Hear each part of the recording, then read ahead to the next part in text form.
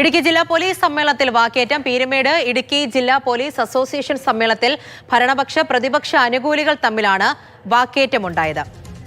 Jain S Raju വിവരങ്ങളുമായി ചേരുന്നുണ്ട്. ജെയിൻ, എന്തിന്റെ പേരിലാണ് ഈ തർക്കം വന്നത്?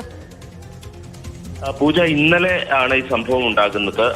39ാമത് പോലീസ് അസോസിയേഷന്റെ ജില്ലാ സമ്മേളനത്തിൽ തെരഞ്ഞെടുക്കപ്പെട്ടവർക്ക് സംസാരിക്കാനുള്ള അവസരം ഉണ്ടായിരുന്നു. ഈ ഘട്ടത്തിലാണ് പ്രതിപക്ഷ അസോസിയേഷനിൽപ്പെട്ട ഒരു ഉദ്യോഗസ്ഥൻ എഴുന്നേറ്റ് നിന്ന് ഈ പോലീസ് സേനയിലെ സഹായവുമായി ബന്ധപ്പെട്ട് അല്ലെങ്കിൽ ആനുകൂല്യങ്ങളുമായി ബന്ധപ്പെട്ട വിമർശനം ഉന്നയിച്ചത്. ഈ ഘട്ടത്തിൽ ഈ 2 മിനിറ്റാണ് അംഗങ്ങൾക്ക് സംസാരിക്കാൻ അനുവദിച്ചിരുന്നത്. അത് അധികരിച്ചു എന്ന് പറഞ്ഞുകൊണ്ട് സദസ്സിലുണ്ടായിരുന്നവർ അസോസിയേഷൻ ഭാരവാഹികൾ ഇത് തടയാൻ ശ്രമിച്ചു. അത് മറികടന്നും അദ്ദേഹം സംസാരിക്കാൻ ശ്രമിച്ചു. ഇത് സംസാരിക്കാൻ അനുവദിക്കണം എന്ന പറഞ്ഞുകൊണ്ട് പ്രതിപക്ഷ നിരയിൽ നിന്ന് അല്ലെങ്കിൽ പ്രതിപക്ഷ അസോസിയേഷനിൽ പെട്ട ആളുകൾ ശബ്ദമുയർത്തുകയായിരുന്നു.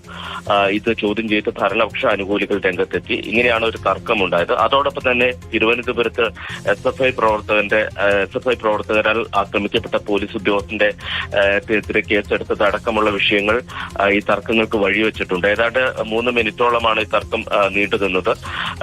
തുടർന്ന് ഭാരവാഹികൾ ഇടപെട്ട് ഈ തർക്കം അവസാനിപ്പിക്കുകയായിരുന്നു. പൂജ. ശരി, ജെയിൻ എസ് രാജു ആണ് വിവരങ്ങൾ നൽകിയത്.